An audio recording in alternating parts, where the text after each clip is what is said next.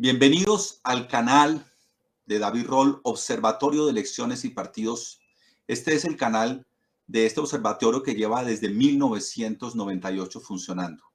Están con nosotros Mateo Alejandro Bolívar, que es el coordinador de semillero, y tenemos como invitado a Manuel Alcántara, el catedrático de la Universidad de Salamanca, que más conoce el mundo, los partidos políticos y los sistemas electorales.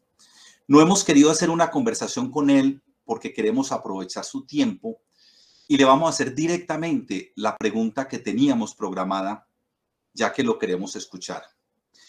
Profesor Alcántara, usted viene analizando Colombia en temas electorales y de partidos desde hace más de 30 años en el contexto de la política latinoamericana.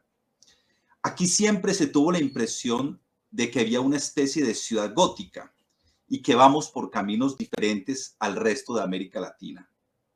Le queremos preguntar si usted considera que en las elecciones que se van a dar en Colombia ya estamos hablando de una Colombia más inscrita en la dirección de los demás países del continente, o que definitivamente la tal similitud entre las elecciones en Latinoamérica nunca existió en verdad, ni Colombia fue tan diferente de los procesos de estos otros países de la región. Gracias, profesor. Bueno, lo primero, muchísimas gracias al semillero de análisis de partidos políticos de la Universidad Nacional de Colombia. Gracias, profesor David Roll. Gracias, Mateo Alejandro Bolívar. Es un gusto colaborar con ustedes. La pregunta es muy difícil. Es muy complicada. Lo primero, porque en los patrones que estamos habituados de política comparada, de los análisis de política comparada, y sobre todo cuando tomamos una región, en este caso la región es América Latina, ¿no?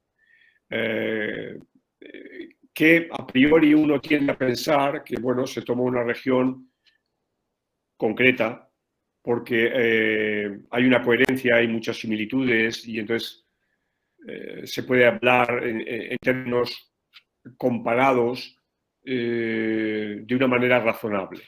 Y yo sinceramente tengo mis dudas, mis serias dudas, ¿no? Yo creo que a veces hemos estirado, como diría Sartori, excesivamente el concepto de América Latina como espacio para hacer una comparación, ¿no? Y bueno, pero estamos en esa especie de trampa, ¿no? De que comparamos con América Latina, Colombia se compara con América Latina. Y claro, yo podría escaparme diciendo, bueno, ¿qué es América Latina? Y vamos a discutir qué es América Latina y si esto existe. No voy a seguir un camino muy convencional de decir, bueno, América Latina convencionalmente, cuando hablamos de América Latina, repito, convencionalmente estamos hablando de 10 países en América del Sur, de 6 países en América Central, a los que se suman México, a los que se suman luego en el Caribe, República Dominicana, Cuba y algunas veces incorporamos a Haití, pero muy pocas veces. Es decir, es un conjunto de más o menos 18 países. Probablemente yo esté errado, ¿no?, en lo que estoy diciendo, ¿no? Pero yo creo que los colegas y cuando abordan América Latina tratan de ese mundo, ¿no? Y ese mundo es tremendamente heterogéneo. Entonces, claro, cuando se me pregunta, ¿no? Colombia con respecto a América Latina es como has dicho, y he sonreído cuando has dicho Colombia como una ciudad gótica en el panorama de América Latina. Pues claro, sí, yo podría decir sí, es una rareza, pero también es una rareza en América Latina Uruguay, o también es una rareza en América Latina México. Es decir, es muy difícil encontrar patrones para hablar de las igualdades o de las identidades, de las igualdades y de las diferencias, ¿no? Y en este ámbito, pues sabemos que hay cosas que son muy de Colombia, ¿no? Colombia es un país muy raro y me voy a dar un dato estrictamente, si se quiere, no sé si llamarlo formal, que es el dato de que Colombia desde el año 58, 1958, hasta este año, hasta el año 2022, es decir, estamos hablando de 42 y 22, estamos hablando de 64 años, ha cambiado cada 4 años de presidente. Salvo el momento en el que Uribe fue reelegido y entonces estuvo 8 años, o en algún otro momento de presidentes no es el caso, ¿no? De que pudieran volver, no existe ese caso tampoco. Entonces, quiero decir, eso es una anomalía en gran medida positiva. Es decir, el imperio de la lógica electoral de renovar cada 4 años el gobierno se ha cumplido en Colombia. Y en ese sentido, Colombia es un caso que solo es comparable a 2 otros países de América Latina en la actualidad, que son Costa Rica, por un lado, y México, por otro lado. Entonces, digamos que esa es una cuestión que luego se puede decir, bueno, ¿y qué había en el trasfondo en ese periodo? ¿No? Evidentemente, la situación política y la situación social y la situación económica de Costa Rica, de México y de Colombia es también muy distinta, porque los 3 países son muy distintos. Estamos hablando de un país de 5 millones de habitantes, Costa Rica, México 120 y tantos millones, Colombia 50 millones. O sea, son 3 países muy distintos. El régimen presidencial sí es igual, y eso es característico de toda América Latina, pero donde entonces vamos a empezar a encontrar problemas, diferencias, es en los sistemas de partidos.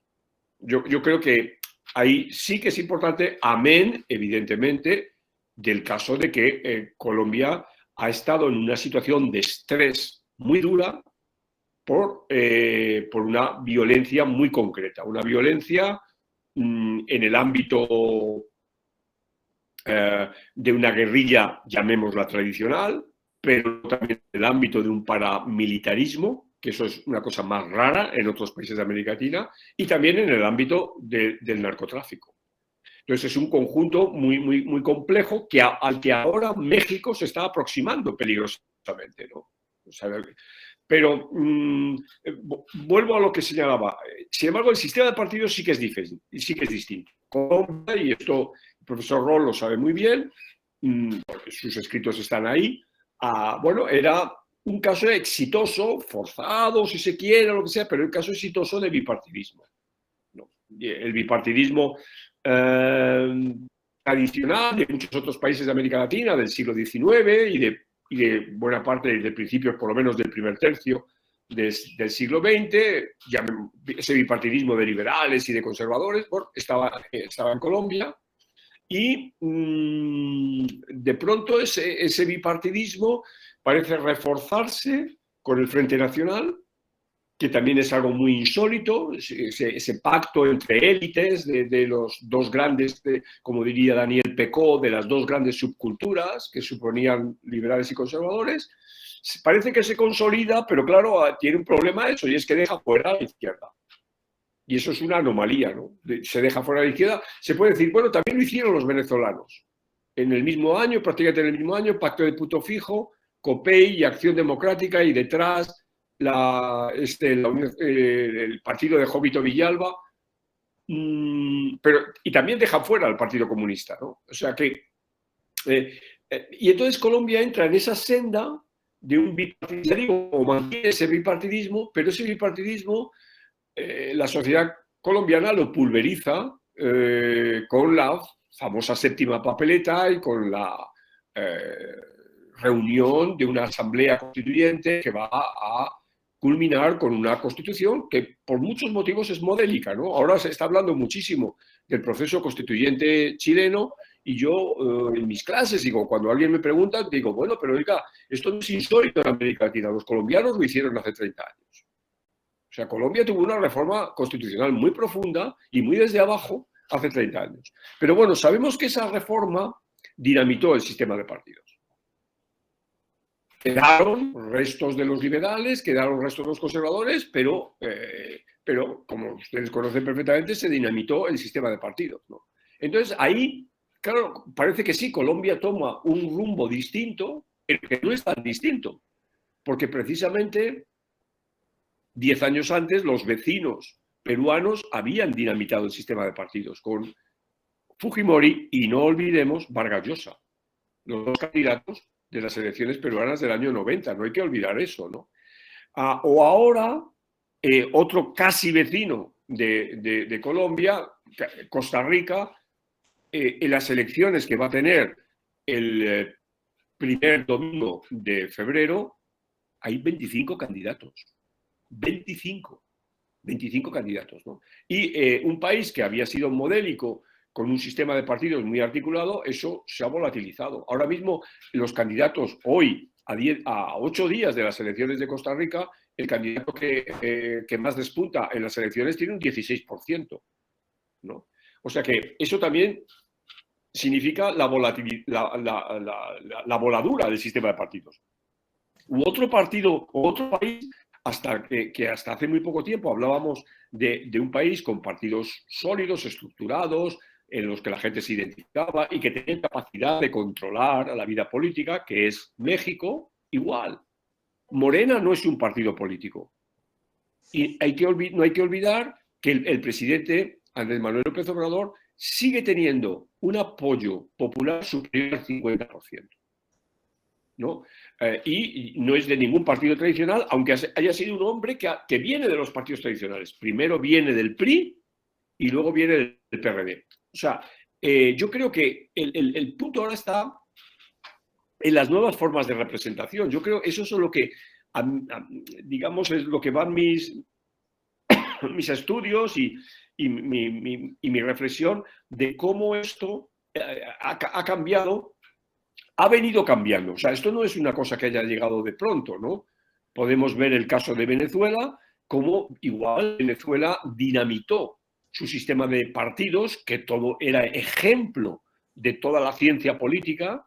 O sea, hay que coger cualquier manual de ciencia política del año 1990 para ver cómo hablaban del sistema de partidos de Venezuela. Hay que el trabajo y la tesis doctoral de Michael Coppens, por ejemplo, sobre Venezuela.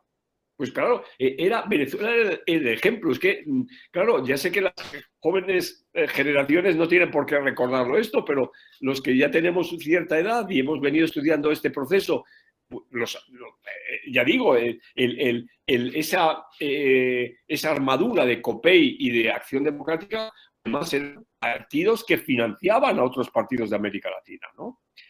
En otro extremo, si se quiere, Honduras, igual, era un país, sí, uno puede y podemos hablar de que Honduras es un estado fallido, es un estado con una violencia brutal, es un estado con unos índices de pobreza, de desigualdad terribles, con unos problemas muy serios, ¿no?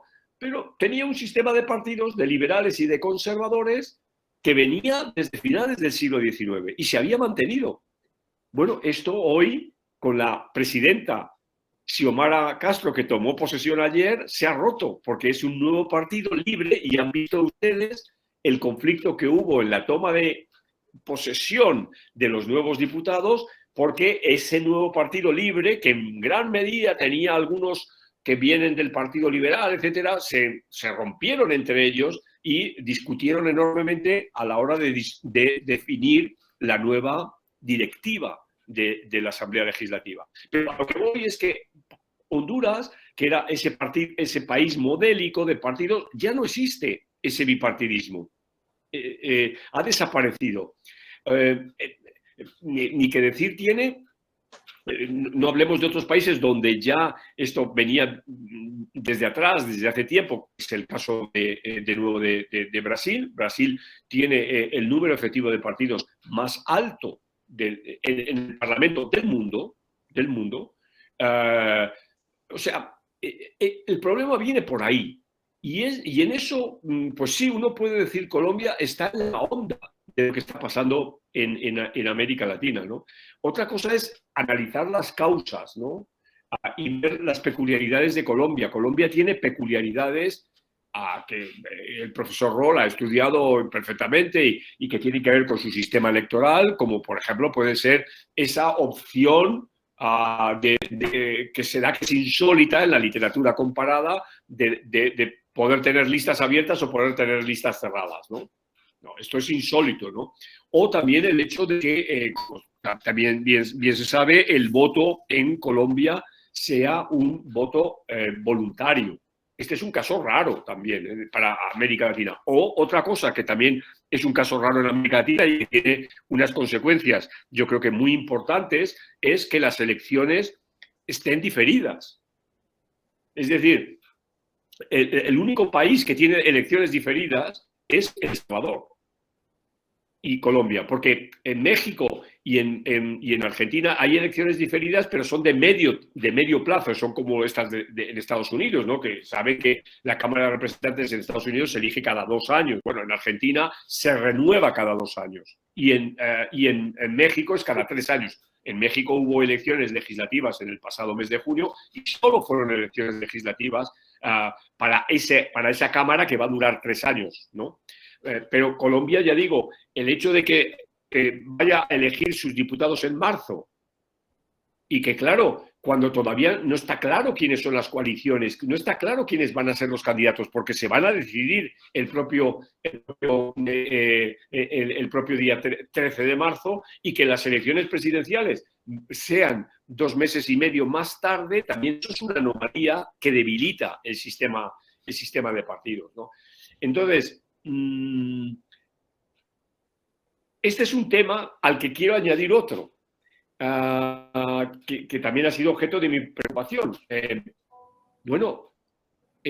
Somos personas que trabajamos en ciencia política y tenemos a nuestros clásicos y seguimos con nuestros clásicos debajo del brazo. Llevamos los libros de Sartori, llevamos los libros de Katz y Meyer, llevamos los libros de Diverger, llevamos los libros, puede ser del profesor Alcántara, pero y del profesor Roll, etcétera, de la profesora Freidenberg. Pero oiga,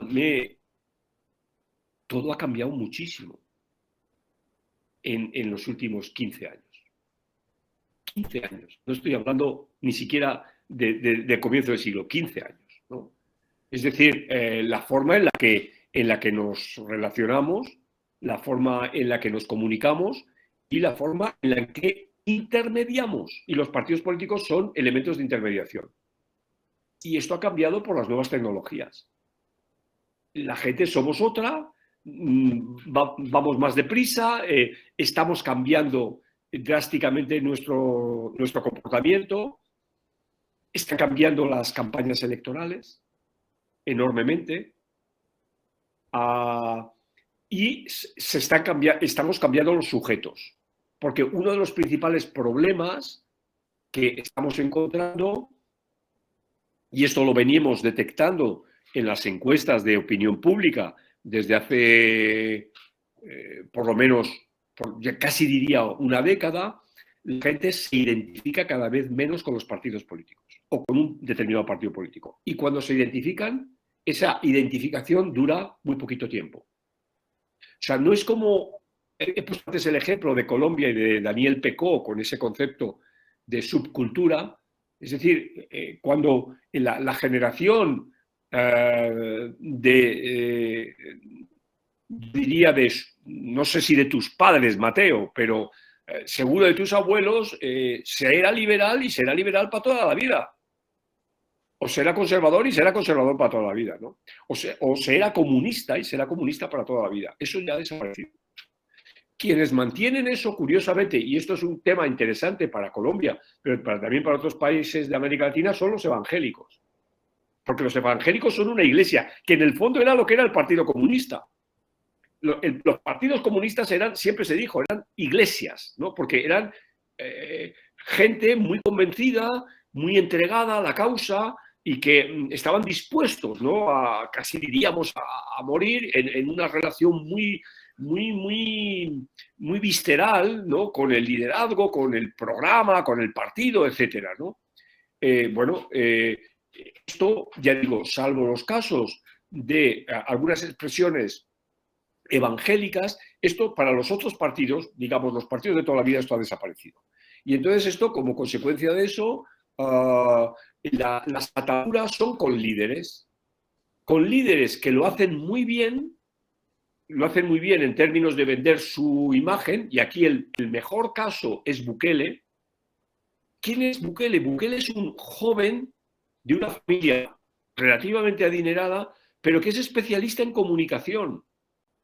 O sea, es un hombre que sabe de comunicación y que construye su figura a través de los medios. Es un caso de estudio de libro, el caso de Nayib Bukele, ¿no? Lo mismo que es un caso de libro totalmente distinto el caso del ya he citado de Andrés Manuel López Obrador, ¿no? O sea, Andrés Manuel López Obrador y sus famosas mañaneras, ¿no? Que la clase intelectual, todos los colegas mexicanos la critican, se ríen, tal, pero llega a la gente. Y Andrés Manuel López Obrador, ya lo dije antes, sigue teniendo, como Bukele, más del 50% de aprobación. Entonces, esas formas de liderazgos, que no es que sean nuevas, ¿no? Porque Juan Domingo Perón, en los años 40 y 50 del pasado siglo, lo que utilizaba era la radio, ¿no? Y con la radio, que era lo novedoso del momento, llegaba al último rincón de Argentina. O sea, los liderazgos personalistas han estado siempre presentes, ¿no? Que todavía se refuerzan más en el caso latinoamericano por el presidencialismo. Es decir, porque el presidencialismo, y esto sí nos lo advierte Linz clarísimamente, el presidencialismo de lo que se trata es de elegir a una persona, a un individuo. Y dice Linz, en inglés dice winner takes all, ¿no? El ganador, el vencedor se lo lleva todo. Porque claro, hay que elegir a una persona. Entonces nadie se acuerda quién es el perdedor de las elecciones, ¿no? Si hacemos una encuesta rápida, incluso en gente conocida de la política, dices, ¿a quién ganó Iván Duque las elecciones hace 4 años? ¿Quién fue el perdedor? Pues la gente ni se acuerda. Ni se acuerda. El segundo no se acuerda porque el que importa es el que se lleva todo, ¿no? Y claro, en una personalización en la que pareciera que no importa quién es el partido del presidente. O sea, yo me maravillo cuando hablamos de la campaña electoral en Colombia y de la consulta de los candidatos. No sé, yo me pongo a pensar incluso en el propio Petro, ¿no? Que es el candidato que ahora mismo tiene mayor apoyo en términos de opinión pública, pero digo, bueno, ¿y quién es su partido político? ¿Quién es ese partido político que le va a defender, que va a cerrar filas en torno a él de una manera disciplinada? Está por ver, ¿no? Y sobre todo está por ver quién lo configura, qué personas lo configuran, qué equipos humanos hay y demás. O cuando yo veo a una persona que yo la tengo simpatía, ¿no? y que tiene unas páginas en mi libro del oficio de político, como es el caso de Ingrid Betancourt, con todos mis respetos, y ya digo, con toda mi simpatía, ¿qué es esto de aparecer y decir, ahora me presento? Bueno, pero te presentas, ¿y con quién más? ¿Cuál es tu grupo? ¿Cuál es tu equipo? ¿No? ¿Quién? O sea, es decir, ¿quién es tu partido, en el fondo? Y si nos damos cuenta, nadie le hace esa pregunta, como nadie le hace esa pregunta a Alejandro Gaviria, ¿no? ¿Quién es tu grupo? ¿Con qué gente vas a armar? ¿Quién va a ser tu ministro de Relaciones Exteriores o tu ministro de Economía? O sea, porque claro, los partidos políticos lo que sabíamos es que sobre todo eran equipos humanos configurados en torno a un programa, a una socialización, etc. Y entonces todo eso ha desaparecido, ¿no? Y esa es la nueva política. Entonces, en ese sentido, Colombia, pues sí, podríamos decir que es un caso más de lo que está pasando en América Latina, ¿no? De lo que está pasando en Perú o en Ecuador, ¿no?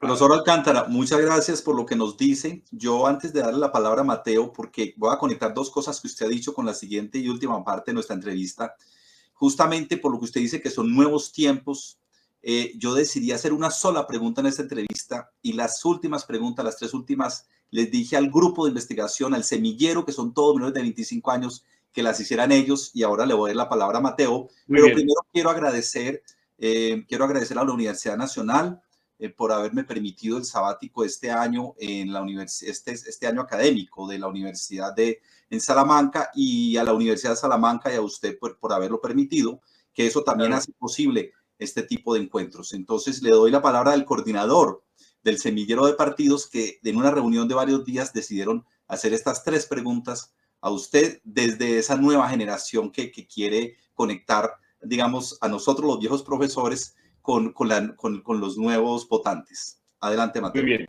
adelante.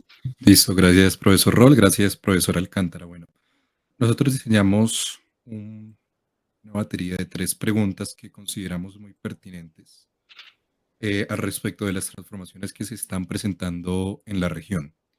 Vemos que hay un ambiente de cambio que de cierta manera también se ha visto consolidado por el proceso que ha traído la pandemia en términos políticos y sociales. Por lo cual vamos a primero hablar sobre un tema que nos tiene muy atados en este momento, y es el tema de las elecciones en nuestro país, en Colombia. Vemos, como usted bien mencionaba, profesor Alcántara, que esta figura de las coaliciones empieza un poco a destaparse, pero deja muchas dudas sobre cómo va a funcionar. La vimos por primera vez de manera muy clara en 2018 con la coalición que cobijó al presidente Duque y al derrotado Gustavo Petro, que sin embargo hoy en 2022 se convirtió en un mecanismo mucho más prominente.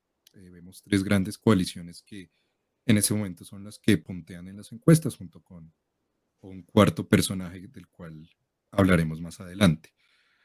Pero sin embargo vemos que este proceso de coaliciones y fundamentalmente lo que vienen a hacer, que son consultas interpartidistas, tienen muchas diferencias con los procesos que se dan en Argentina y Estados Unidos dentro de esas primarias. Por lo cual tenemos una pregunta: ¿esta transformación llegó para quedarse en el sistema electoral o cree que es algo coyuntural? Mira, hacer de futurólogo los politólogos no debemos hacer, porque nos equivocamos mucho, ¿no? Yo te diría lo que yo pienso, lo que yo desearía de una manera teórica o de una manera ciudadana. Yo creo que Colombia necesita una reforma electoral. O sea, necesita una reforma electoral profunda, pero eso es muy difícil. O sea, eso es una cosa, lo que dice el profesor dice, necesita una reforma electoral. Bueno, pero una reforma electoral requiere ponerse de acuerdo, primero en hacerla, segundo en la metodología, y tercero en qué vía se va, ¿no? Entonces, no puedo decirte más, ¿no? que eso. Yo apostaría, porque hay cosas que muestran que el sistema electoral es deficiente, ¿no? Todo el sistema electoral, cómo encajan las piezas en Colombia, yo creo que es claramente mejorable. Sí. Nuestro último libro justamente se llama Reforma Política Ya. Sí, justamente. Totalmente. Adelante, Mateo. Listo, pues creo que tenemos un consenso sobre la necesidad de una reforma política. Pero bueno, profesor, sobre este mismo elemento de las coaliciones, también hay otra pregunta que deseamos hacerle. ¿Qué ventajas y qué desventajas tienen estos mecanismos de cara a la elección presidencial? ¿Qué mecanismos en concreto te refieres? ¿A qué La mecanismos? consulta interpartidista. Bueno, quiero decir, de nuevo, ¿no? Bueno, de nuevo, pero fíjate que has dicho una palabra que enseguida es una consulta interpartidista. No es una consulta interpartidista, es una consulta entre personas que han reunido firmas. Vuelvo a poner el ejemplo de Ingrid Betancourt, ¿no? Claro, ella puede decir, bueno, qué oxígeno, ¿no? Pero no, oiga, ¿dónde está eso? ¿Dónde está? ¿Quiénes son? O sea, pero bueno, dicho esto, a mí me parece bien. O sea, evidentemente dentro del caos, que es la opción más democrática. O sea, dentro del caos de Costa Rica, es que son 25 candidatos presidenciales. O sea, el tico que vaya a votar en San José se va a encontrar una boleta con 25 nombres. Con 25 nombres. O sea, es una locura. O sea, es una locura, un verdadero locura. Pero también, de nuevo, los costarricenses tienen un problema. Y es que hay algunos candidatos. En Costa Rica se puede presentar uno a la vez, simultáneamente, al Congreso y a la presidencia. Entonces, claro, hay algunos candidatos que aprovechan la visibilidad que le da la candidatura a la presidencia para salir elegidos diputados. O sea, lo que quieren ser son diputados, ¿no? Pero entonces se presentan. Pero, o sea, en el fondo es un fraude de ley. Claro, si tú te presentas a una cosa, no te puedes presentar a otra. De todo es un problema de ingeniería electoral, diríamos, ¿no? Pero volviendo a tu pregunta, yo creo que está muy bien. O sea, yo creo que está muy bien. Además, eso que hay, está muy bien, es muy sensato. Es decir, hay, como tú decías, aparte de un cuarto candidato que pueda surgir o lo que pase, ¿no?, con este hombre, pero hay tres, digamos, el centro, la izquierda y la derecha. Entonces, bueno, diriman ustedes quién la gente le vota, ¿no? Porque luego hay que recordar que encima el caso colombiano es de elección a segunda vuelta.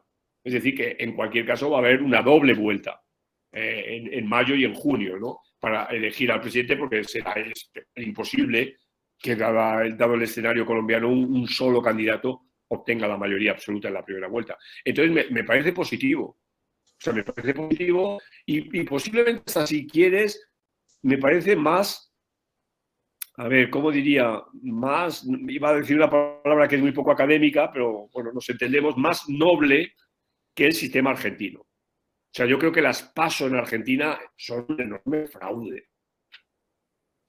O sea, no sirven para nada, son una encuesta. Es una encuesta. La gente la utiliza como una encuesta, pero no con una muestra, sino con una muestra muy grande, ¿no?, de la gente que ha ido a votar, ¿no? Pero no se elige realmente nada. No se elige porque ya los partidos se han puesto de acuerdo ya entre ellos para que haya solo un candidato, ¿no?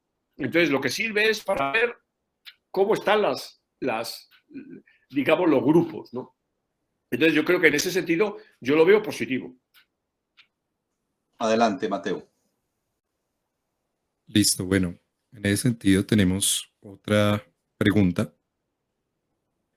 que, bueno, que incluso ya tocaría un poco una próxima temática que nos gustaría tocar, y es que estamos viendo un resurgir de la izquierda en América Latina, matizadamente, con muchos entredichos, que tiene muchas diferencias a los procesos que se vieron a inicios del siglo XXI. Pero entonces, la pregunta que tenemos es la siguiente. ¿Cómo entender el surgimiento de las coaliciones como grandes protagonistas de la elección? ¿Esto es más que todo una competencia de liderazgos entonces, o es de verdad la posibilidad de aglutinar las grandes fuerzas políticas? No sé, es una pregunta que, tal como la formulas, es un poco enrevesado, ¿no? No te sé decir. No sé si es que no la entiendo bien o no te sé decir. Vamos a ver, porque has hablado primero de la izquierda y luego de tal. Entonces, vamos a ver. Volvamos al principio, ¿no? Bajo el presidencialismo, de lo que se trata es de elegir a una persona que ocupe la presidencia. Una persona que ocupe la presidencia. Pareciera que no importa para nada el Congreso, ¿no? Y yo me doy cuenta, leyendo la prensa colombiana para las elecciones de marzo, yo me doy cuenta que, sobre todo, de lo que se habla son de las llamadas primarias, ¿no? Pero no se habla para nada de las elecciones del Congreso. O sea que, como que es irrelevante las elecciones del Congreso, ¿no? Entonces, pero eso no es solo en Colombia, eso es en todos los sitios. E incluso cuando uno ve, cuando hay elecciones simultáneas, y vas a mirar los boletines de prensa, solo se habla de las elecciones presidenciales. Las elecciones del Congreso, mínimamente en Honduras, las últimas elecciones que ha habido, ¿no? Pues, o las elecciones chilenas, el tener idea de qué pasa en el Congreso no lo recogen los periodistas, ¿no? Parecía que no importa. Entonces ese es el gran, digamos, el gran problema, yo creo, de la política latinoamericana. Y vuelvo de nuevo a Lind, ¿no? Al que tanto le criticaron, ¿no? Cuando él abogó por el parlamentarismo, ¿no? Y él abogaba, pues claro, era un ejercicio absolutamente teórico, ¿no? Porque claro, no sé, el ejemplo por sacar el tema de la región y centrarlo en Europa. Hoy, creo que no me equivoco, porque justo antes de empezar la entrevista estaba hojeando un momento el periódico, han sido las elecciones presidenciales en Italia. Claro, Italia no es un sistema presidencial, es un sistema parlamentario, pero hay presidente. Y el presidente lo elige un colegio de 1.000 personas. De 1.000 personas, ¿no? Que son los diputados, senadores, otros representantes de las regiones, etcétera, ¿no? Entonces, bueno, y el presidente de Italia, en un régimen que, repito, es parlamentario, tiene un papel muy sutil. O sea, no es un tipo irrelevante. No, tiene un papel, a veces, pues por ejemplo, puede disolver el Parlamento, es el que propone el primer ministro. Por ejemplo, Draghi, el actual primer ministro italiano, es propuesto por el presidente de la República. O sea, que tiene una capacidad política digamos, de entrar en un juego político, que el juego político italiano es muy sofisticado. Pero claro, en ese marco, claro que se me puede decir, bueno, pero en Italia estuvo Berlusconi. Sí, cierto, ¿no? Y ha tenido su periodo populista. Pero el propio sistema decantó y echó a Berlusconi. O sea, sí, ha tenido eso. Entonces, ¿qué pasa en el presidencialismo? En el presidencialismo, esa persona que va a llegar a la presidencia lo va a ser por 4, por 5, por 6 años.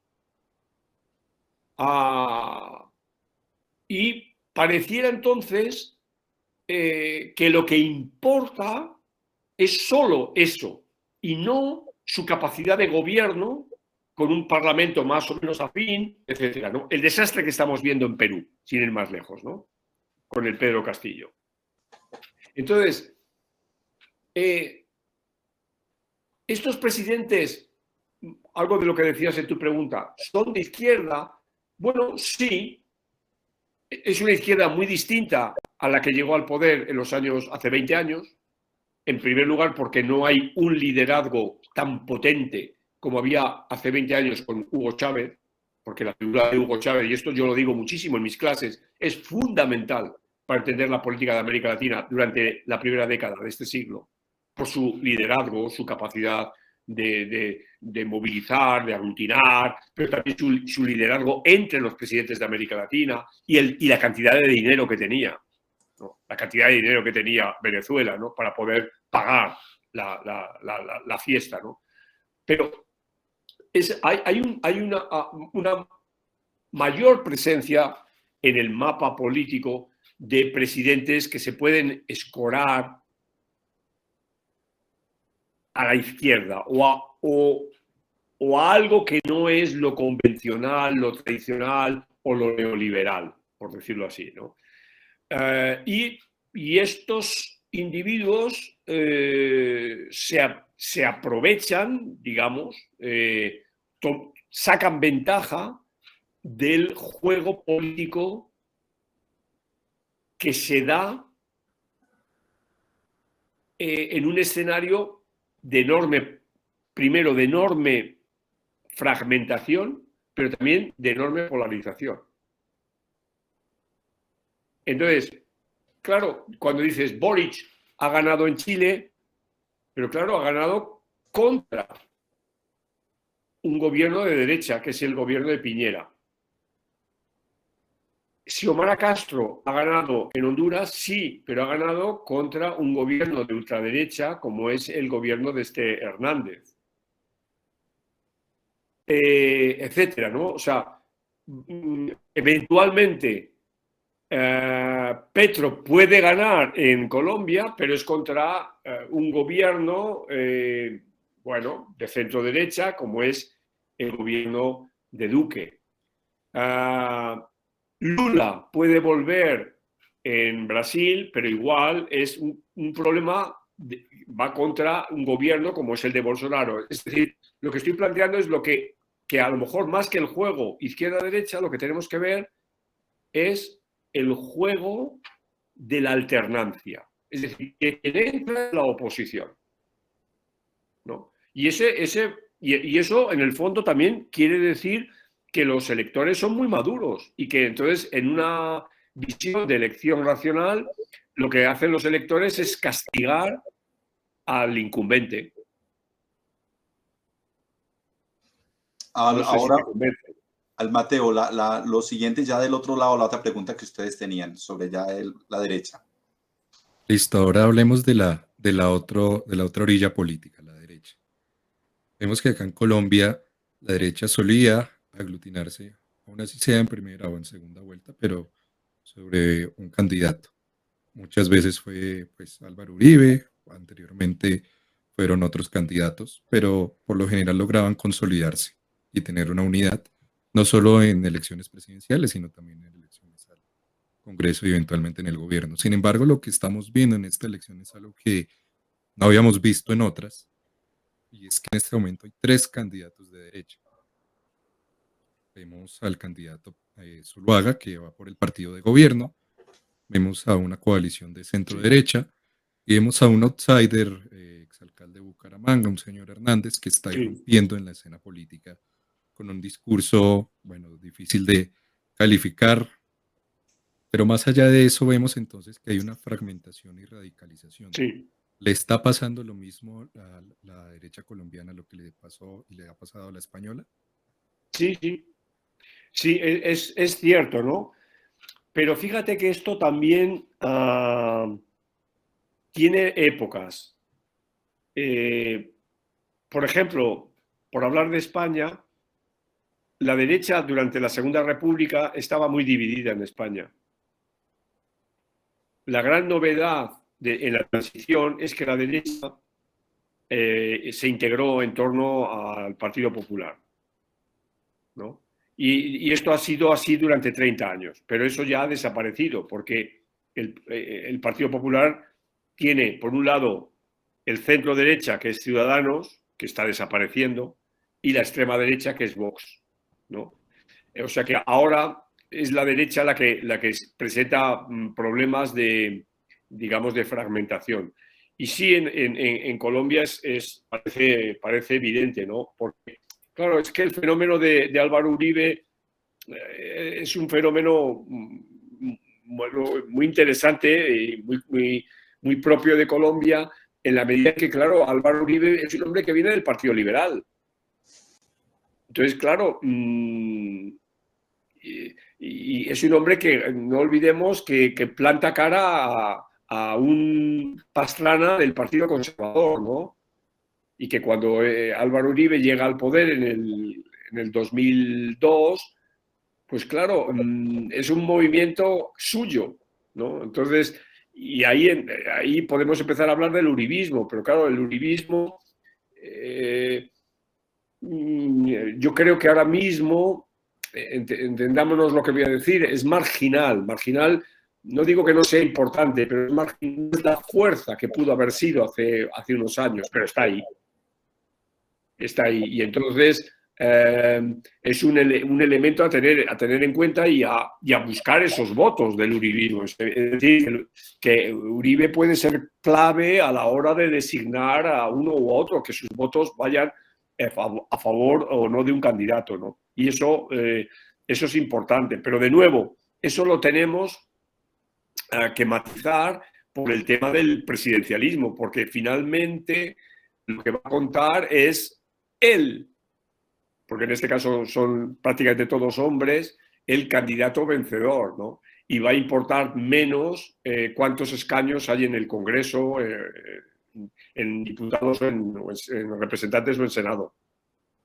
Gracias. Antes de pasar a la última pregunta que va a hacer Mateo, quiero agradecer nuevamente al doctor Hernando Torres Corredor, decano de la Facultad de Derecho y Ciencia Política de la Universidad Nacional, al decano de la Universidad de Salamanca, al profesor Alcántara y a mi departamento de Ciencia Política por permitir estas conexiones, esta posibilidad de trabajar como profesor investigador en la Universidad de Salamanca este año académico y que haga posible este tipo de escenarios. La última pregunta es bien curiosa, profesor Alcántara, la hicieron ellos, pero por un lado es muy técnica porque estos jóvenes fueron los que hicieron el observatorio, o sea, los resultados que usted vio del observatorio, que además están disponibles para todos los que nos están viendo en el canal del Observatorio de Partidos Políticos y Elecciones de la Universidad Nacional OPAR, y que tiene su canal de YouTube. Ese observatorio lo hicieron ellos son muy técnicos, pero al mismo tiempo ellos son muy activos en movimientos sociales, son personas que están que han participado pues en diferentes eventos en Colombia y hicieron esta pregunta que me parece interesante. Le pediría por favor a Mateo que la leyera tal cual la concluyeron ustedes, sin introducciones, que me parece oportunísimo. Listo, tenemos por último esta pregunta. Con respecto a democracia interna y desconexión de las élites. Según el impacto electoral de las propuestas, ¿qué tipo y cómo se desarrolló este impacto dentro de las elecciones y sobre la reacción que puedan tener los partidos políticos con respecto a este estallido social que hubo acá en muchos países de América Latina? Bueno, esa es una pregunta muy importante, ¿no? Muy importante. Bueno, en Chile es evidente que han hecho llegar a Boric a la presidencia, ¿no? Yo no sé, y ahí me falta la información, o sea, aunque sigo lo que ocurre en Colombia, pero no tengo una información muy fina, cuál es la capacidad de Petro de asumir esas movilizaciones. O sea, puede ser un gran activo de Petro si lo maneja inteligentemente, pero también puede ser algo que asuste a otros sectores, ¿no? Y lo ven como un hombre radical, ¿no? O sea, en ese sentido yo creo que Chile y Colombia no son tan diferentes, ¿no? Entonces, ya digo, yo me atrevería a decir, vamos a ver, y he dicho antes que no me gusta hacer pronósticos y que no, y esto, pero vamos a ver, algo también que repito en mis clases. Colombia tiene una anomalía y es que la izquierda nunca ha llegado al poder. Eso es anómalo. O sea, es un problema casi, si me atrevo a decir, estadístico, ¿no? Entonces, yo creo que las elecciones de mayo son esa gran oportunidad de ese cambio, pero ya digo, a lo mejor me estoy equivocando, y queda mucho tiempo y hay que, por medio de una campaña electoral, y pueden pasar muchas cosas y demás, ¿no? Pero yo me atrevería a decir que aquellas movilizaciones que hubo, no nos olvidemos, desde el año 2019, hemos contabilizado movilizaciones, bueno, pueden calentar un ambiente en el que, si Petro logra que esa gente que se movilizó y que tiene esa sensibilidad vaya a votar, pues puede tener su gran oportunidad. Manuel Alcántara, muchas gracias por haber asistido a esta reunión, a esta entrevista. Agradezco al Observatorio de Elecciones y Partidos, agradezco también al equipo de Transformar, que inicialmente fue el que convocó, pero por motivos técnicos no se pudo transmitir en directo. Estaremos muy pendientes de sus publicaciones y pasaremos, con su permiso, esta entrevista por el canal YouTube del Observatorio. Muchas gracias. Claro que sí. Yo estoy encantado, y también, como decía, aprovecho para para mandar el texto este que publiqué hace 2 días, por si lo quieren consultar y demás. Y nada, quedo a su entera disposición. Muchísimas gracias por la oportunidad y estamos en contacto. Muchas gracias. Lo anexaremos en la descripción del video del canal. Muchas gracias a los dos. Muchas gracias a todos los que... Ustedes, muchas gracias. Chao, chao.